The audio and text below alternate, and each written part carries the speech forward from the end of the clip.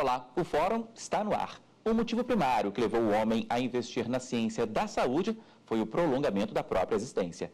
Segundo o IBGE, um brasileiro tinha expectativa de vida de 33 anos em 1900. Pulou para 43, 50 anos depois, e hoje gira em torno de 75 anos. A matemática é simples. Viver mais faz a população ser mais velha. Superada essa etapa, o homem tem que investir em outra ciência, a do respeito. Vamos entender o motivo. Uma das lições que recebemos quando criança é: respeite os mais velhos. Isso vale para a vida toda. E atrelada a esta, a outra lição: respeite os pais. Mas números do Disque Denúncia, da Secretaria de Direitos Humanos da Presidência da República, mostram que tem muita gente se esquecendo do que foi ensinado. Em um ano, houve aumento de 20% nas denúncias de agressões a idosos no Brasil. A cada 10 ligações, 8 são para falar de abandono, negligência, maus tratos que geralmente são causados por filhos ou netos. Em resumo, ter 70 e tantos anos não é mais tão difícil. A dificuldade hoje é respeitar quem chegou lá. Este é um assunto muito importante para ser discutido e, por isso, está aqui no Fórum. Estão aqui também o professor de Gerontologia, Vicente Faleiros, e a defensora pública, Márcia Domingos. Bom, obrigado aos dois, pela presença aqui no Fórum. E eu queria começar perguntando o seguinte: quais são os tipos de violência mais comuns? Lidamos com vários tipos de violência no dia a dia, então a gente percebe muito violência financeira, violência psicológica, violência institucional, autonegligência e violência psicológica. Sim. E desses, eu sei que a negligência tem um papel elevado, Há muitos casos de negligência, não é isso, doutor Faleiros? No Disque Denúncia, o Disque 100, a violência mais presente é a negligência, que significa o descaso com a pessoa idosa pelo fato de deixá-la sozinha, sem remédio, sem a higiene devida, sem alimentação, com roupa inadequada, mas também está presente a violência psicológica, em segundo lugar, que é a ameaça, a agressão por palavras, e também xingamentos, desprezo, deixar de lado dentro de casa. A violência financeira está crescendo bastante, que é se apropriar do dinheiro da pessoa idosa, do cartão de crédito, e a violência física chega, às vezes, aos maus tratos muito graves. Por exemplo, cárcere privado, impedir o idoso de sair, bater na pessoa idosa. E também existe alguns casos de violência sexual. E a violência institucional, que a defensora Márcia apontou, é aquela do negar o acesso às condições. Por exemplo, os planos de saúde, muitas vezes, praticam essa violência institucional. Agora, o que chega? O que é mais comum na defensoria? Por exemplo, doutora Márcia, que casos que chegam lá, quais são os idosos que chegam lá e o que pode ser feito? Como é que a gente pode mudar esse cenário? Sim, lá na Central Judicial do Idoso, a violência financeira é o campeão. Hoje em dia, talvez até pelo momento do país que se encontra em crise, com dificuldade financeira, as famílias com muita dificuldade, o que elas fazem? Elas veem a aposentadoria do idoso, elas não conseguem compreender com facilidade que aquele dinheiro é do idoso, tem que ser usufruído única e exclusivamente por ele, e aí pedem para o idoso fazer algum tipo de empréstimo consignado, pegam o cartão do idoso escondido, vão no banco, fazem o empréstimo consignado, e aí o idoso fica com aquela mensalidade descontada mensalmente na sua aposentadoria, e ele não vê o dinheiro fica para os familiares. Então, isso é algo que a gente tem combatido bastante. A gente chama os familiares lá, sensibiliza, explica que é um crime, que isso não pode ser feito, como é que o dinheiro vai ser revertido para o idoso, como é que ele vai arcar com essa responsabilidade, e se não tiver jeito, a gente entra com as ações judiciais. Então, o primeiro passo é ali tentar sensibilizar, uma espécie de mediação ali. Sim, porque nós também temos um núcleo de mediação na Central Judicial do Idoso. A ideia é tentar evitar o ingresso de ações judiciais, até porque o idoso não pode esperar muitos anos, então ele precisa do problema dele resolvido rapidamente. E aí, se não tiver jeito, se o familiar realmente não entender, a gente tem que entrar com a ação judicial. Esse é o paradoxo da denúncia, porque o filho e a filha são os maiores agressores. E a pessoa idosa tem a expectativa de reciprocidade, de respeito, e colocar o filho ou a filha na cadeia é algo que traz sofrimento também. Então, a mediação é um processo que pode ajudar a ver o direito da pessoa idosa a ter o seu dinheiro para uso próprio dela. O próprio idoso, assim, ele fica muito preocupado em ter que denunciar o próprio filho, o parente Isso. mais próximo, porque embora ele esteja sofrendo algum tipo de violência, ele pode colocar esse parente na cadeia, então ele pode se encontrar numa situação de isolamento, em que ele vai morar sozinho, não vai ter aquele cuidado diário. Por quê? Porque o agressor não vai estar ali próximo dele, então ele vai ficar numa situação um pouco mais vulnerável. Agora, como é que se chega numa situação como essa? Como é que o filho, o neto, alguém da família chega numa situação como essa? Eu chamo de 4 ingredientes dessa bomba. O primeiro lugar é o uso de drogas, né? Então, o álcool e outras drogas fazem com que a pessoa exija do idoso o dinheiro para elas. Em segundo lugar, é a própria história de violência na família, né, de revanche. Em terceiro lugar, é a dependência econômica do idoso. Então, quanto mais os filhos forem independentes, menos agressões eles fazem. E, em quarto lugar, é morar junto também com a pessoa idosa. Agora, como é que muda isso? Apesar desse paradoxo que o senhor apontava, né, em fazer a denúncia, é preciso fazer? Sim, tem que fazer, tem que ser feito, porque o Estado tem que tomar conhecimento disso e tem que agir. Tem que tirar aquele agressor de dentro de casa, tem que sensibilizar a família, tem que modificar a educação que foi construída ali ao longo dos anos e explicar para o idoso que o melhor para ele é tirar aquele filho de dentro de casa, ele parar de sofrer esse tipo de violência. E voltando só um pouco na questão da violência psicológica, é algo que é muito sofrido para o idoso, porque ele fica ouvindo xingamentos, se sente humilhado diariamente, e às vezes ele não consegue nem se deslocar de casa, se locomover para procurar uma autoridade pública e reclamar, e pedir ajuda. Às vezes é um parente mais próximo, um vizinho, alguém que percebe aquela situação e vai buscar a delegacia de polícia, a autoridade mais próxima. Exatamente isso. O que deve ser feito? É comum um idoso denunciar, um vizinho, um outro parente que não participa dessas agressões? Quem faz a denúncia? A denúncia é muito difícil para a pessoa idosa. Ela tem que vencer uma barreira de denunciar alguém muito próximo. O filho, a filha, o neto, o companheiro, não é, um parente mais próximo. Então, é muito difícil. O que facilita é o DISC, né?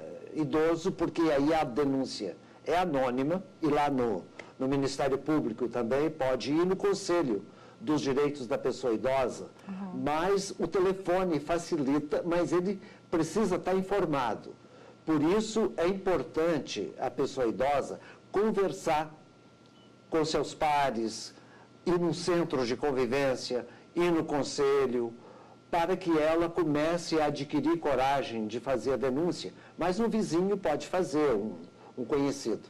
Essa convivência em sociedade, eu imagino que também ajude, né?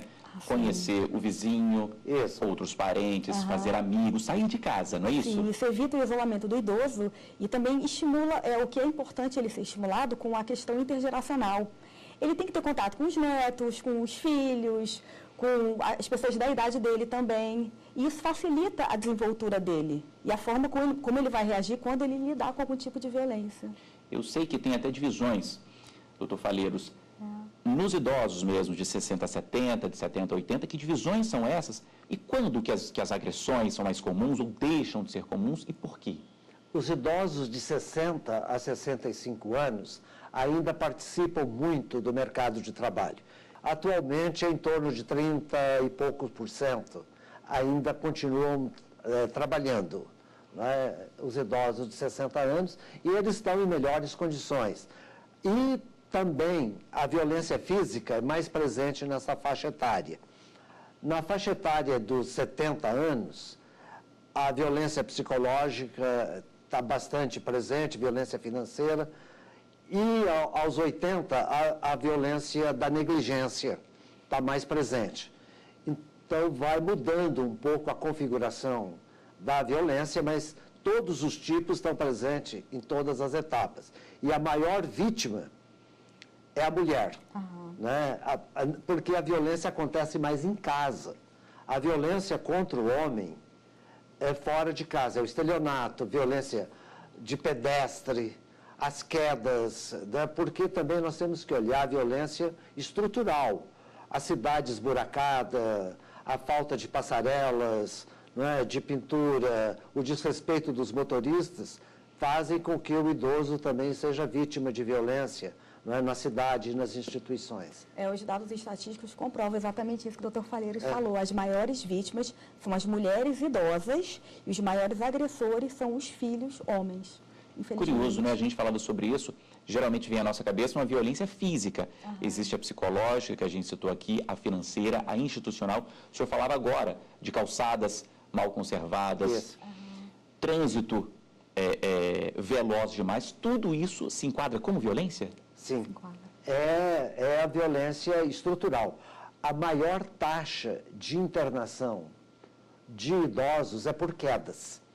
Então, é preciso ter muito cuidado, né, com o meio ambiente, porque o ambiente é violento. Então, é preciso, tanto dentro de casa como na rua, né, evitar obstáculos, colocar iluminação, faixas de pedestre, porque o idoso tem pouca ocorrência na agressão no trânsito, né? Pode ser um ataque cardíaco, uma coisa assim, mas ele é cuidadoso no trânsito. E ele sofre muita violência como pedestre. Bom, eu vou fazer uma pausa aqui no fórum e a gente volta daqui a pouquinho para falar mais sobre a violência contra os idosos. O intervalo é curto, não saia daí.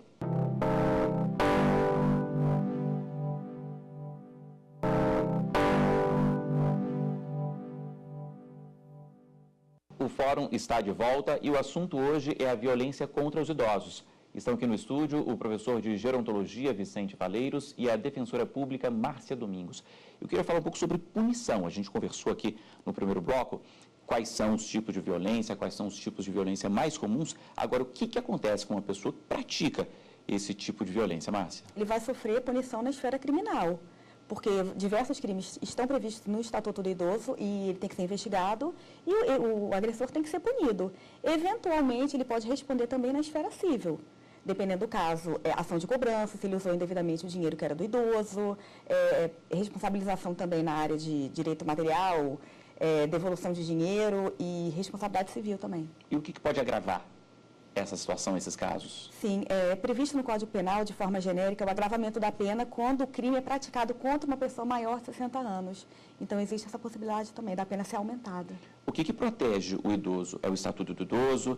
É o Código Penal, por exemplo? São as nossas leis de forma geral? Qual que é a principal proteção? A principal proteção é o Estatuto do Idoso, que é uma lei federal e se aplica em todo o território nacional. Eventualmente, o idoso pode sofrer algum tipo de crime que esteja previsto apenas no Código Penal. Não tem problema, mas a gente observa primeiramente o Estatuto do Idoso. Para que não chegue nessa situação, professor, o que pode ser feito? Que tipo de prevenção é possível? A prevenção precisa ter, por parte da sociedade, uma mudança de cultura, né? A cultura do respeito e a cultura da autonomia da pessoa idosa. Então, respeito e autonomia para que ela possa gerir a sua própria vida, gerir o seu dinheiro, tomar decisões. E, além disso, a pessoa idosa precisa sair dos aposentos, né? Ir para a participação social, familiar, a convivência, para que ela possa se informar dos seus direitos também. A atividade física, por exemplo, faz com que a pessoa seja mais ativa. É o paradigma do envelhecimento ativo. Esse paradigma faz com que a velhice seja uma etapa da vida e não a última etapa da vida. A atividade mental, como palavra cruzada, mudança de rotina, conversação, discussão, são fundamentais, né, para desenvolver essa autonomia da decisão. Só para complementar o que o professor falou, a autonomia do idoso ela tem que ser respeitada. Se o idoso está no exercício pleno das suas faculdades mentais, ele vai decidir o que é melhor para ele. Então, isso tem que ser observado sempre. E quando que ele não tem? Quando ele está com algum tipo de problema, uma demência, um Alzheimer, que aí é necessário fazer a interdição daquele idoso. Uma outra pessoa, geralmente é um familiar, ele vai ficar responsável pelo idoso. A gente entra com a ação de interdição e ele vai gerir tudo que for de interesse do idoso, seja questão patrimonial, questão social, pessoal, tudo vai ficar sobre a responsabilidade do curador. E que casos são esses, professor? Alzheimer? Que tipos aí de doença? O psiquiatra ou o geriatra vão dar o laudo, né, de acordo com a perda, né, da capacidade de decisão, a perda da autonomia e da capacidade funcional. Porque a capacidade funcional é a capacidade de gerir a vida diária, né, de caminhar, de cozinhar, de telefonar, de ir ao mercado. A perda da autonomia é justamente a perda da memória, principalmente. Então, a memória, né, ela é avaliada, mas na realidade, idosos afetados por demências chegam a 4%, né, das pessoas idosas. 7% pode ter essas demências mais graves e outras demências menores. Mas elas podem também ser estimuladas socialmente e há um arsenal de medicamentos que os geriatras conhecem que podem melhorar, né, a memória e o reconhecimento, principalmente no Alzheimer, quando a pessoa vai perdendo progressivamente a memória.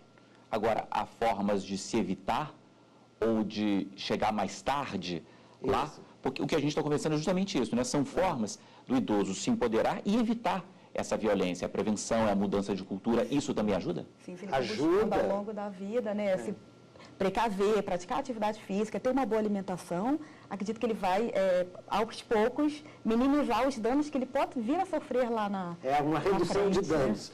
E essa redução é ativar o cérebro ao máximo, né? Porque os neurônios vão envelhecendo, perdendo as conexões, e o cérebro tem uma plasticidade, né, que faz com que outras zonas que não foram ativadas possam ser ativadas ao longo da vida. Então, é importante ativar isso de todas as maneiras possíveis, né? Porque a depressão da pessoa idosa é muito mais comum do que na população em geral, né? Na população em geral, é em torno de 4% a 5%, em idosos a depressão atinge 7%, idosos na sociedade. Em instituições é maior, né? Chega a 14% o índice de depressão. Então, a depressão faz com que a pessoa idosa, né, se isole. E nos casos de viuvez, de perdas, de amigos, de filhos, né, as pessoas são afetadas psicologicamente e é fundamental ter um apoio também profissional, né, nos centros de saúde, nos CAPs, nos CRAS, nos CREAS, principalmente, que são centros de referência de assistência social, e, no caso de sofrer violência, denunciar, né, no Disque 100, o número 100, ou no 156, opção 8, ou no Ministério Público. Ou na Defensoria Pública também. Ou no Conselho. No Conselho Idoso, ou na Central Judicial do Idoso, nós também recebemos todos os tipos de denúncia. Com esse leque que a gente tem para denunciar, vocês avaliam que a denúncia ainda é baixa? A gente ainda tem poucas denúncias? Não, o Disque 100 já tem 14 mil denúncias por ano. Está aumentando, aumenta, diminui, mas a denúncia é apenas um ponto de partida. Porque, como a doutora Márcia salientou, a mediação que é fundamental, né? Essa mediação do conflito, da violência, porque há dois tipos de conflito, em geral, na família. O conflito do dinheiro e o conflito do cuidado. Porque, às vezes, a pessoa que cuida não é a que cuida do dinheiro e cuida da pessoa. Então, é preciso um diálogo para que aquele dinheiro que a pessoa idosa recebe seja voltado para ela e desconstruir um pouco a ideia de que idoso tem que deixar herança. Idoso tem que gastar com ele mesmo. E a gente tem percebido lá na Central também que assim, o problema com o idoso não é com ele especificamente, a família está doente. Então, quem precisa de uma ajuda ou tratamento é a família, para que não recaia sobre o idoso qualquer tipo de violência.